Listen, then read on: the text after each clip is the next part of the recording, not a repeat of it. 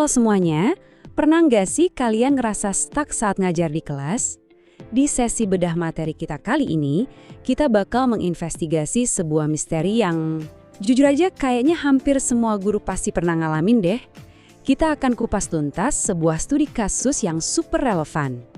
Kenalin, ini Bu Sinta.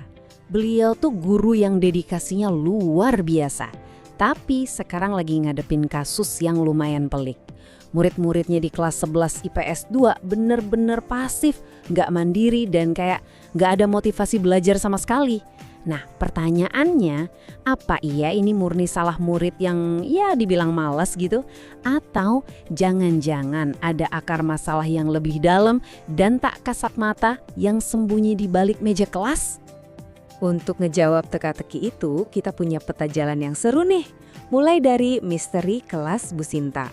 Lalu pakai diagram tulang ikan buat nyebongkar 4 akar masalahnya.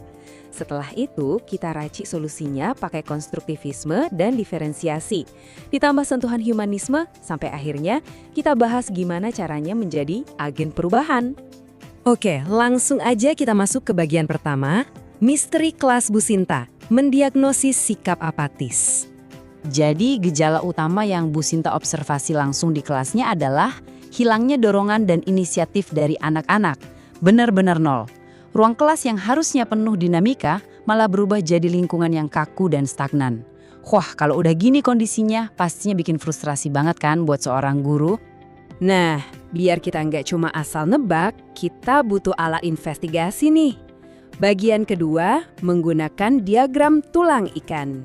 Coba perhatiin deh fishbone diagram ini. Menarik banget loh.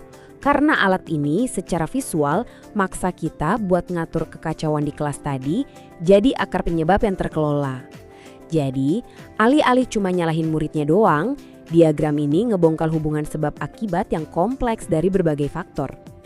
Lanjut ke bagian ketiga ya, kita gali 4 akar masalahnya berdasarkan petunjuk dari diagram tadi. Kalau kita lihat dari sisi manusianya, yaitu guru dan murid, ternyata ada siklus yang lumayan toksik nih. Bu Sinta tanpa sadar mendominasi kelas dengan ceramah satu arah yang bikin suasana jadi tegang. Efeknya apa? Murid jadi takut banget buat bikin salah. Ujung-ujungnya mereka cuma nunggu instruksi dan sering ngasih respons palsu. Paham? Sekedar biar aman dari teguran. Familiar kan sama situasi ditanya sudah ngerti? Terus semua serempak jawab, ngerti. Padahal aslinya blank. Terus dari sisi metode dan lingkungan, situasinya makin parah. Pembelajarannya satu arah, nggak ada keterlibatan aktif. Ditambah lagi, lingkungan belajarnya tuh sangat terobsesi sama budaya hafalan dan cuma ngejar nilai ujian doang. Bayangin aja, kombinasi metode satu arah plus tuntutan nilai tinggi itu benar-benar mematikan potensi anak buat berpikir mandiri. Kita udah tahu akar masalahnya. Sekarang di bagian keempat, mari kita bangun cetak biru perubahannya pakai solusi konstruktivisme dan diferensiasi. Obat pertama kita adalah teori konstruktivisme sosial dari Vygotsky.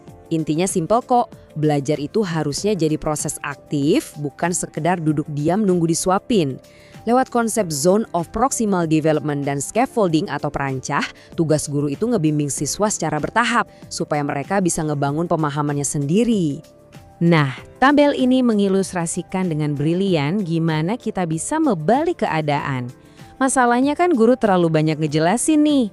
Strateginya, Bu Sinta bisa pakai scaffolding. Beliau cukup ambil satu langkah mundur, kasih bimbingan yang secukupnya aja, dan berikan murid ruang yang benar-benar mereka butuhin buat bereksplorasi cara mandiri.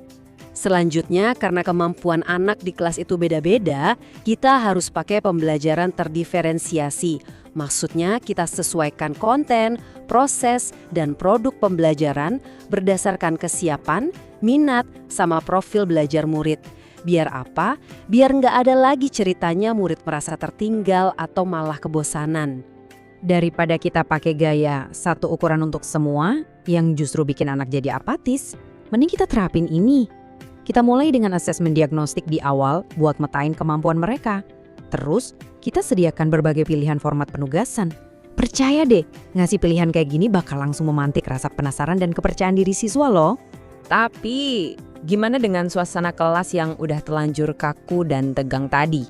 Masuk ke bagian kelima, humanisme menghidupkan suasana kelas. Di titik inilah teori humanisme beraksi. Pendekatan ini ngingetin kita buat memprioritaskan kesejahteraan emosional murid. Kenapa? Karena keterlibatan emosional itu fondasi mutlak buat kesuksesan akademis mereka. Ibaratnya nih ya, kita nggak mungkin bisa maksa anak nyerap pelajaran kalau hati mereka ngerasa tertekan dan nggak aman. Betul? Jadi, untuk ngatasin kurangnya keterlibatan aktif tadi, solusinya super praktis. Bu Sinta bisa mulai masukin ice breaking yang seru, bikin sesi tanya jawab yang ramah dan interaktif, terus ditutup dengan kegiatan refleksi. Langkah-langkah simpel ini luar biasa ampuh loh buat mecahin ketegangan dan ngebangun trust di ruang kelas. Kita udah bedah semua petunjuk dan ngeracik solusinya nih. Sekarang di bagian terakhir, bagian ke-6, menjadi agen perubahan. Buat apa sih kita repot-repot ngebedah semua ini? Tujuan akhirnya cuma satu, buat memberdayakan kita semua sebagai pendidik. Pemahaman ini harus ngebantu kita berubah dari sekedar pengamat menjadi agen perubahan yang aktif. Agen yang berani ngambil wawasan ini dan nyiptain lingkungan belajar yang aman, dinamis, dan pastinya sungguh-sungguh memuliakan murid. Nah, sekarang kalian udah punya alat diagnosis ala detektif plus obat teoretis yang manjur banget. Giliran saya yang nanya nih, misteri pembelajaran apa yang bakal kalian selidiki dan selesaikan di kelas kalian besok pagi? Jangan biarin ilmu ini cuma berhenti sampai di sini ya. Terapin dan mari kita lihat keajaiban apa yang bakal terjadi di kelas kalian. Semangat mencoba!